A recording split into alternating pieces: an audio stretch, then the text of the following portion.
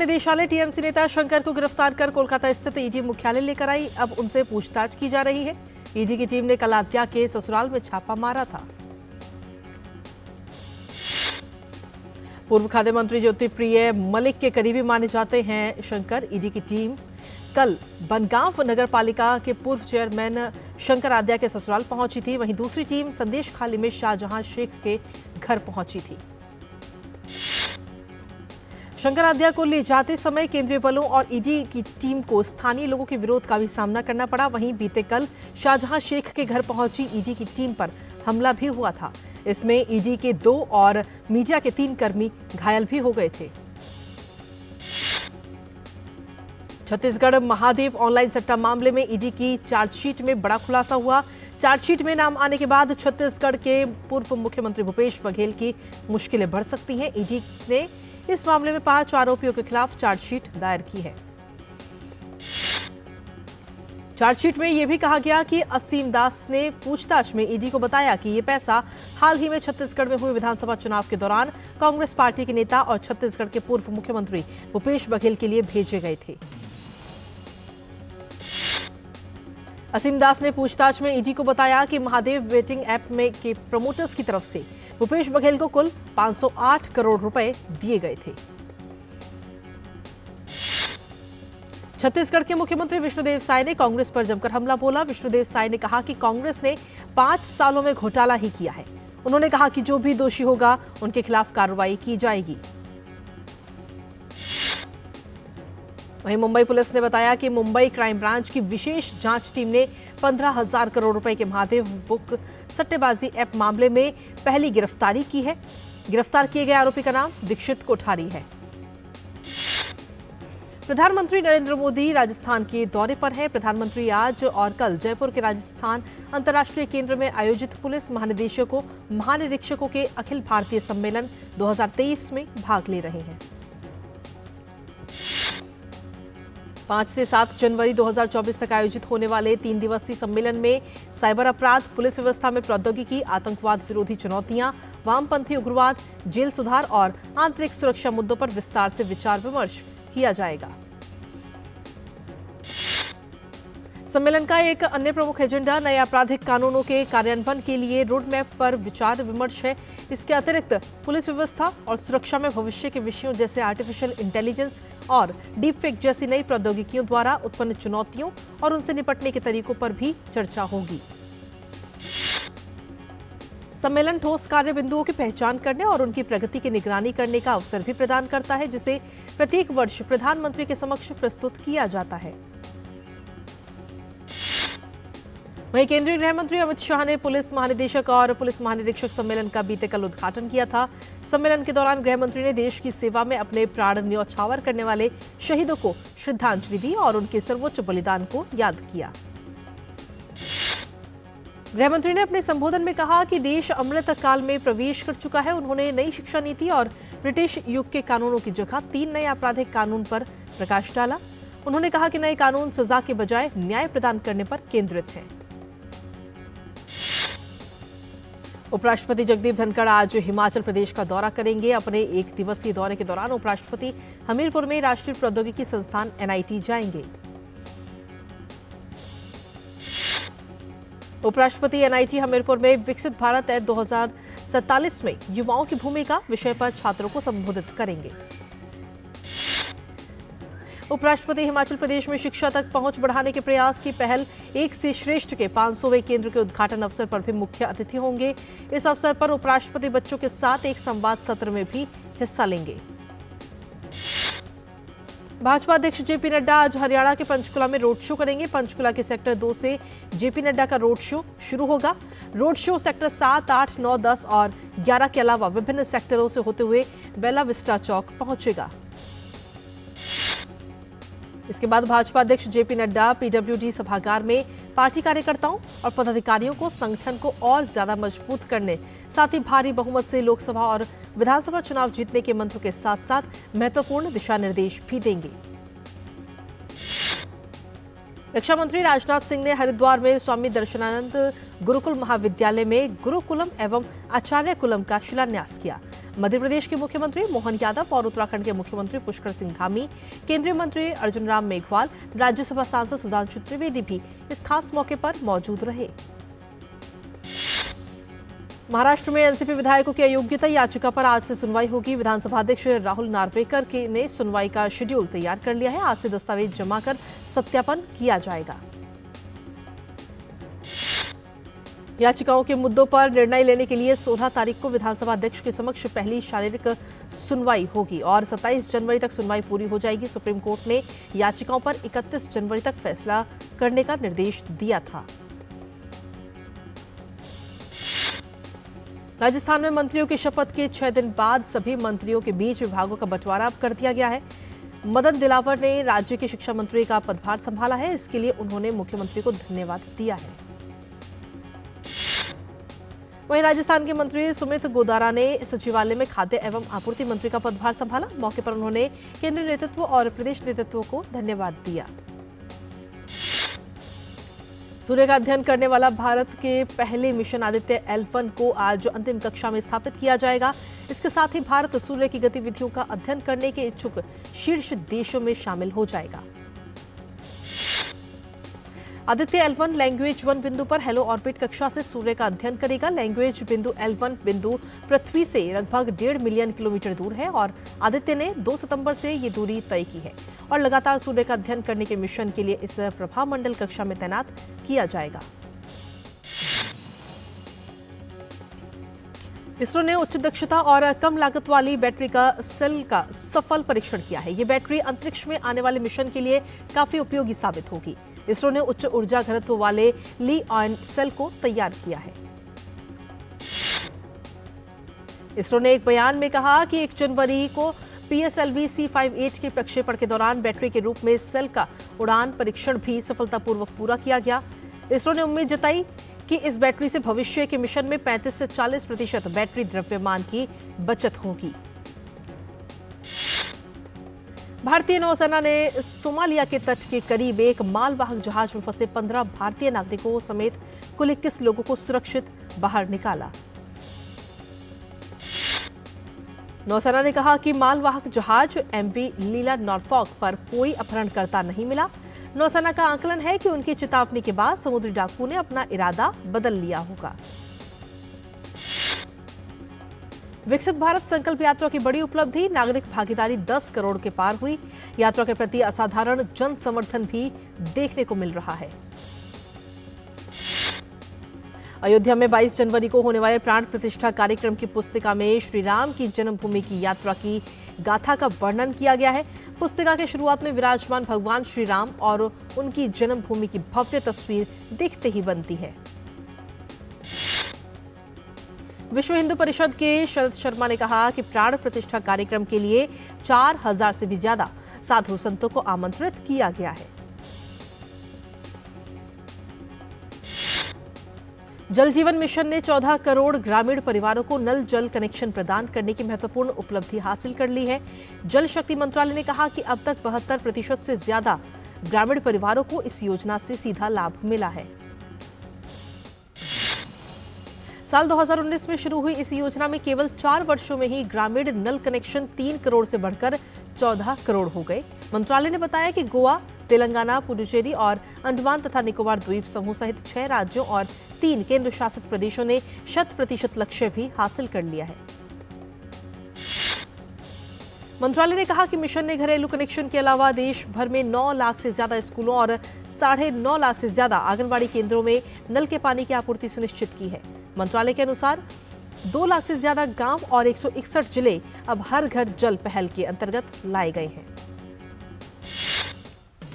परीक्षा पे चर्चा 2024 के 7वें संस्करण के लिए अब तक MyGov पोर्टल पर 1 करोड़ से अधिक पंजीकरण दर्ज किए गए। देश भर के छात्र कार्यक्रम में भाग लेने और प्रधानमंत्री के साथ बातचीत करने के लिए उत्सुक हैं। राजस्थान में कोटा जंक्शन के पास जोधपुर भोपाल पैसेंजर ट्रेन की 2 डिब्बे पटरी से उतर गए। इस घटना में किसी के हताहत होने की कोई सूचना नहीं। अजमेर में वार्षिक उर्स महोत्सव के लिए यात्रियों की अतिरिक्त भीड़ को कम करने के लिए पश्चिम रेलवे ने विशेष ट्रेनों की घोषणा की है। विशेष किराए पर इन विशेष ट्रेनों की बुकिंग 7 जनवरी को खुलेगी। श्रीलंका से रिहा किए गए 48 मछुआरे चेन्नई हवाई अड्डे पहुंचे। मछुआरों को पिछले साल दिसंबर में श्रीलंकाई नौसेना ने गिरफ्तार किया था। दिल्ली समेत उत्तर भारत में शीतलहर का कहर जारी है। मौसम विभाग ने पंजाब, हरियाणा, दिल्ली एनसीआर, उत्तर प्रदेश और राजस्थान के कुछ हिस्सों में 2 दिनों के लिए ऑरेंज अलर्ट जारी किया है। पंजाब, हरियाणा, दिल्ली और उत्तरी राजस्थान, उत्तरी उत्तर प्रदेश, उत्तरी मध्य प्रदेश में सब जगह दिन का तापमान कम होने के कारण कोल्ड और सीवियर कोल्ड डे की स्थिति बनी हुई है। मौसम विभाग ने कहा कि 8 से 9 जनवरी को पश्चिम विक्षोभ के कारण स्थिति में थोड़ा सुधार होगा। अगले 2 दिनों के दौरान पंजाब, हरियाणा, उत्तर प्रदेश, राजस्थान, हिमाचल प्रदेश, उत्तराखंड और ओडिशा के कुछ हिस्सों में रात और सुबह के समय बहुत घना कोहरा छाया रहेगा। उत्तर प्रदेश के कई क्षेत्रों में शीतलहर और घना कोहरा बरकरार है। साथ ही ट्रेनों की स्पीड पर भी ब्रेक लग गया है। ट्रेनें विलंबित होने की कई खबरें भी लगातार सामने आ रही हैं। घने कोहरे और शीतलहर के मद्देनजर शहर में आज भी कई ट्रेनें विलंबित रहीं। उधर श्रीनगर में तापमान में गिरावट के बाद जिले में शीतलहर जारी है। डल झील पर बर्फ की एक पतली चादर बन गई है। कश्मीर घाटी में चिल्ला-ए-कलां की स्थिति बनी हुई है। चिल्ला-ए-कलां 40 दिनों की लंबी चरम सर्दियों की अवधि है। चालू वित्त वर्ष में खनन एवं उत्खनन, विनिर्माण और सेवा क्षेत्रों के बढ़िया प्रदर्शन की वजह से भारतीय अर्थव्यवस्था की वृद्धि दर 7.3% रह सकती है, जबकि एक साल पहले ये 7.2% थी। राष्ट्रीय सांख्यिकी कार्यालय ने राष्ट्रीय आय से पहले अग्रिम अनुमान जारी करते हुए कहा कि वित्त वर्ष 2023-24 में विनिर्माण क्षेत्र का उत्पादन पिछले वित्त वर्ष के 1.3% की तुलना में बढ़कर 6.5% हो जाने का अनुमान है। भारत अमेरिका व्यापार नीति मंच के अगले हफ्ते होने वाली बैठक में भारत प्रस्तावित सामाजिक सुरक्षा समझौते, वीजा और कृषि व्यापार को प्रोत्साहन जैसे मुद्दों को उठाएगा। अमेरिकी व्यापार प्रतिनिधि कैथरीन तेई 13-14 जनवरी को दिल्ली में होने वाली इस बैठक में वाणिज्य एवं उद्योग मंत्री पीयूष गोयल के साथ शिरकत करेंगी। पुनीत चटवाल ने federation of association in Indian tourism and hospitality के चेयरमैन के रूप में पदभार संभाला है। मोदी समूह अगले 5 साल में 2 रियल एस्टेट परियोजनाओं में 6,000 करोड़ रुपए का निवेश करने की योजना बना रहा है। पूर्व में बीके मोदी समूह के संस्थापक भूपेंद्र मोदी ने कहा कि मोदी समूह 4,000 करोड़ रुपए के निवेश से दिल्ली के साकेत में एक हेल्थ सिटी विकसित करेगा। SJVN ग्रीन एनर्जी लिमिटेड ने राजस्थान के बीकानेर की 1,000 मेगावाट क्षमता की परियोजना से 200 मेगावाट और ऊर्जा की आपूर्ति के लिए उत्तराखंड पावर कॉर्पोरेशन लिमिटेड के साथ एक समझौते पर हस्ताक्षर किए हैं। भारतीय रिजर्व बैंक ने कहा कि चलन से वापस लिए जा चुके 2,000 रुपए के नोट डाकघरों की मदद से भी बदले जा सकते हैं। उत्तर प्रदेश रेरा ने रियल एस्टेट प्रवर्तकों और घर खरीदारों से घर की लागत के 10% से ज्यादा का कोई भी लेन देन करने से पहले पंजीकृत समझौता करने को कहा है। साल 2023 की दूसरी 6 माही में इक्विटी बाजारों में आई तेजी से लार्ज कैप व मिड कैप के पात्र शेयरों के कट ऑफ में भारी बढ़ोतरी हुई है। एमफी की सूची में सबसे छोटे लार्ज कैप शेयर का बाजार पूंजीकरण 67,000 करोड़ रुपए है, जो जुलाई 2023 के मुकाबले 35% ज्यादा है।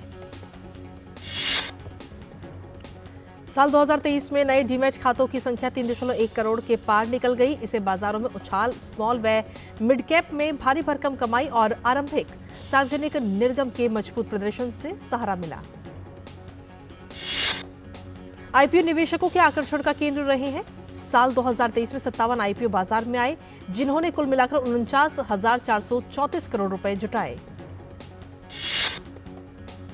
रिन्यूएबल एनर्जी समाधान प्रदान करने वाली सुजलॉन ग्रुप को एवररेन्यू एनर्जी से 225 मेगावाट का विंड एनर्जी ठेका मिला है।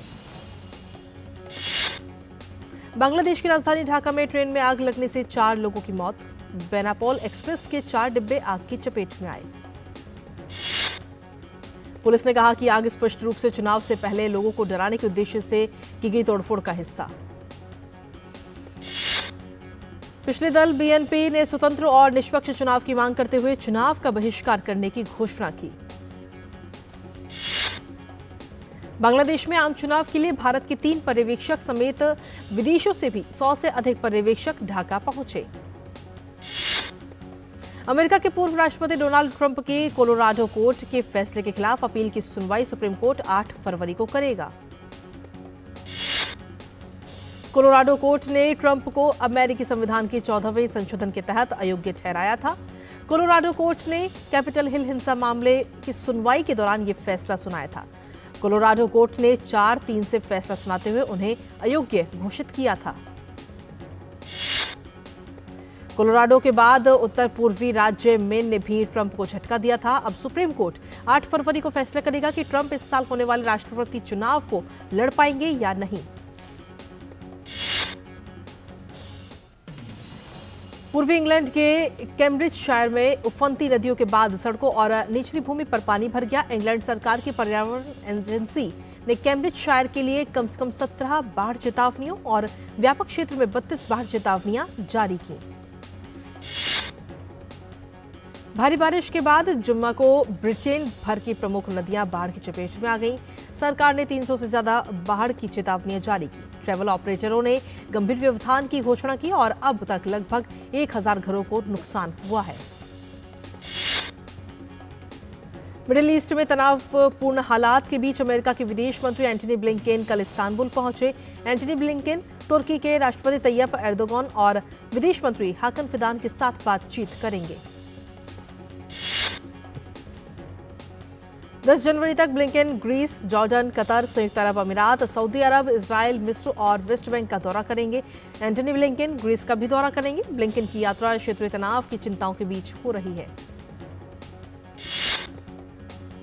अमेरिका के विदेश विभाग ने कहा कि एंटनी ब्लिंकेन नागरिक जीवन की सुरक्षा का अपना आग्रह जारी रखेंगे। ब्लिंकेन बंधकों की रिहाई सुनिश्चित करने के लिए भागीदारों के साथ गहनता से काम करेंगे। वेनेजुएला में सरकार के मुख्य वार्ताकार जॉर्ज रोड्रिग्स फिर से अध्यक्ष बने हैं। वेनेजुएला की सत्तारूढ़ पार्टी की नेशनल असेंबली ने विपक्षी नेताओं के साथ जॉर्ज को अपना अध्यक्ष चुना। जॉर्ज ने शपथ ग्रहण के बाद कहा कि विपक्ष हम पिछले साल वेनेजुएला की सरकार और बारबाडोस में विरोधी नेताओं के बीच हुए समझौते के खिलाफ काम कर रहा है। आईसीसी ने T20 विश्व कप 2024 का शेड्यूल जारी कर दिया है। ये टूर्नामेंट 20 टीमों के बीच 1 से 29 जून के बीच होगा। पहला मैच 1 जून को कनाडा और अमेरिका के बीच होगा, तो वहीं फाइनल मैच 29 जून को बारबाडोस के मैदान पर खेला जाएगा। भारत का पहला मैच 5 जून को आयरलैंड के खिलाफ होगा, तो वहीं भारत पाकिस्तान मैच 9 जून को खेला जाएगा। भारत और ऑस्ट्रेलिया की महिला टीम के बीच 3 मैच की T20 सीरीज का पहला मुकाबला टीम इंडिया ने 9 विकेट से जीत लिया। भारत की जीत में स्मृति मंधाना और शेफाली वर्मा ने अहम भूमिका निभाई। दोनों ने पहले विकेट्स के लिए 137 रनों की साझेदारी की। दक्षिण अफ्रीका में खेली जा रही अंडर 19 की त्रिकोणीय सीरीज के तहत आज भारतीय टीम दक्षिण अफ्रीका के खिलाफ मैदान पर उतरेगी। ये मुकाबला जोहान्सबर्ग में खेला जाएगा। श्रीलंका और जिम्बाब्वे के बीच 3 मैचों की 1 दिवसीय सीरीज का पहला मुकाबला आज कोलंबो के प्रेमादास स्टेडियम में खेला जाएगा। वनडे विश्व कप में निराशाजनक प्रदर्शन के बाद श्रीलंका की टीम इस सीरीज में सकारात्मक शुरुआत करने के इरादे के साथ मैदान पर होगी। ऑस्ट्रेलिया ने पाकिस्तान के खिलाफ खेले गए सिडनी टेस्ट मुकाबले को 8 विकेट से जीता। ऑस्ट्रेलिया को जीत के लिए चाहिए थे महज 130 रन। पाकिस्तान की टीम अपनी दूसरी पारी में महज 115 रनों पर ही सिमट गई थी। ऑस्ट्रेलिया की ओर से जोश हेजलवुड ने लिए दूसरी पारी में 4 विकेट। ऑस्ट्रेलियाई खिलाड़ी जॉर्डन थॉम्पसन के हाथों ब्रिस्बेन इंटरनेशनल में क्वार्टर फाइनल से बाहर होने वाले पूर्व विश्व नंबर 1 खिलाड़ी स्पेन के राफेल नडाल ने कहा कि उन्हें एक बार फिर अपनी हिप इंजरी पर ध्यान देना होगा। गौरतलब है कि क्वार्टर फाइनल मैच के दौरान नडाल को मेडिकल टाइम आउट लेना पड़ा था। नडाल हिप इंजरी के चलते पिछले साल ऑस्ट्रेलियन ओपन को छोड़कर किसी अन्य प्रतियोगिता में नहीं खेल पाए थे और ब्रिस्बेन इंटरनेशनल से उन्होंने वापसी की थी। यूकी भांभरी और उनकी जोड़ीदार रॉबिन हासे की जोड़ी को सेमीफाइनल मुकाबले में हार मिली। इंग्लैंड के लॉयड ग्लासपुल और नीदरलैंड के जीन जूलियन रोजर की दूसरी वरीयता प्राप्त जोड़ी से कड़े संघर्ष में हारे। FA कप में टॉटनहम हॉटस्पर की टीम ने बर्नले को 1-0 से हरा दिया। टॉटनहम के ओर से मैच का एकमात्र गोल खेल के 78वें मिनट में आया, जिसे पोरो ने किया। इस जीत के साथ ही टॉटनहम की टीम चौथे दौर में पहुंच गई है। वहीं FA कप में ही ब्रेंटफोर्ड और वोल्वरहैम्पटन वांडरर्स के बीच खेला गया मुकाबला 1-1 की बराबरी पर खत्म हुआ। फुलहम की टीम का FA कप में जलवा देखने को मिला। टीम ने रॉटरहैम की टीम को 1-0 से शिकस्त दी। वेस्ट हैम डिफेंडर थिलो केहरर लोन पर मोनाको से इस सीजन के अंत तक जुड़ गए हैं। वेस्ट हैम की ओर से 50 मुकाबला खेल चुके हैं थिलो केहरर। भारतीय फिल्मों के प्रसिद्ध संगीतकार हैं AR रहमान। आज अपना 57वां जन्मदिन मना रहे हैं। 2 बार ऑस्कर जीतने वाले AR रहमान दुनिया भर में अपनी जादुई आवाज का जादू चला चुके हैं। उन्होंने रोजा बॉम्बे, ता जोधा अकबर, रंग दे बसंती, स्वदेश, रॉकस्टार जैसी फिल्मों को संगीत दिया है। एनिमल से मशहूर हुए एक्टर मनजोत सिंह का एक वीडियो इन दिनों सोशल मीडिया पर आग की तरह फैल रहा है। इस वीडियो में अभिनेता ने करीब 5 साल पहले एक लड़की को दूसरी जिंदगी दी थी। उन्होंने लड़की को सुसाइड करने से रोका था। सालार पार्ट 1 सीजफायर बॉक्स ऑफिस पर तगड़ा कलेक्शन कर आगे बढ़ी है। सालार अब भारत में 400 करोड़ के करीब पहुंच गई है। फिल्म का बिजनेस 381.60 करोड़ पर आ रुका है। रियलिटी शो बिग बॉस 17 का ये हफ्ता काफी उथल पुथल भरा रहा। हाल ही में अभिषेक कुमार का एलिमिनेशन के बाद कोरियन पॉप सिंगर ओरा का भी सफर बिग बॉस 17 से खत्म हो चुका है। तेलुगु सुपरस्टार रवि तेजा की फिल्म को सिनेमाघरों में देखने के लिए फैंस को थोड़ा और इंतजार करना होगा। रवि तेजा की आगामी फिल्म ईगल 12 जनवरी की जगह अब 9 फरवरी को सिनेमाघरों में दस्तक देगी। दक्षिण कोरिया के सेंसेशनल के पॉप बैंड BTS को प्रसिद्ध टाइडल वेब कॉमिक्स से विशेष सराहना मिली। ये 22 पेज की कॉमिक्स फेम श्रृंखला का हिस्सा है, जो कि दुनिया भर के मशहूर संगीत आइकनों के सफर पर आधारित कॉमिक्स छापता है। अभिनेता डेविड टेनेंट 18 फरवरी को लंदन के रॉयल फेस्टिवल हॉल में होने वाले बाफ्टा 2024 पुरस्कारों की मेजबानी करेंगे। एकता कपूर और तुषार कपूर फिल्म 10 जून की रात के लिए फिर से साथ आ रहे हैं। जियो सिनेमा और ALT बालाजी पर रिलीज होने वाली इस सीरीज में अभिनेत्री प्रियंका चाहर चौधरी भी नजर आएंगी। भोजपुरी सिने अवार्ड 2024 में film my pride of Bhojpuri ने जीता सर्वश्रेष्ठ फिल्म का खिताब। दिनेश लाल यादव ने रुआ और रेणु विजय अभिनीत इस फिल्म ने बिखेरा अपना जलवा। और विमान दुर्घटना में 51 साल के हॉलीवुड एक्टर ओलिवर, उनकी 2 बेटियां मदिता और एनिक और पायलट रॉबर्ट की मौत हो गई। दरअसल एक्टर का कैरिबियाई विमान उड़ान भरने के तुरंत बाद ही कैरिबियन सागर में गिर गया। और एक्सप्रेस न्यूज में इसी के साथ फिलहाल इतना ही। हमें दीजिए इजाजत। नमस्कार।